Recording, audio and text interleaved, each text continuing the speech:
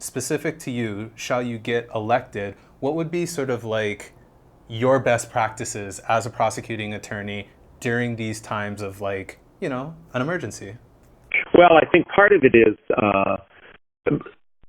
in that office, you have a bully pulpit. So the public is going to expect to hear from you where you stand on things, how you're going to address this issue, what the prosecutor's office role would be in this, so people can be as educated as possible. And I've always thought that was my role when I was the United States Attorney. And it would be the same thing if I'm fortunate enough to be elected as city prosecutor.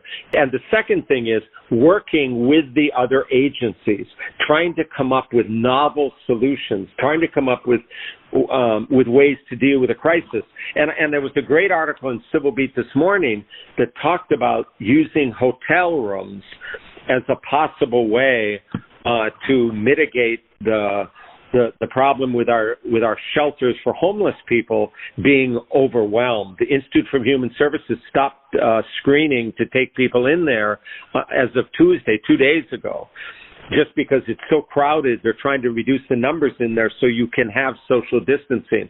Well, the spokesperson for the Hotel Association said they are in favor of that, hoping, I think, to get a few of their employees back at work. But that's an area that I think that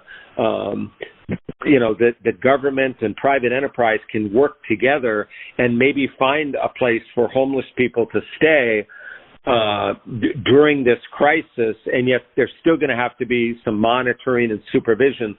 But when people come together and work together, you can get a lot of good things done.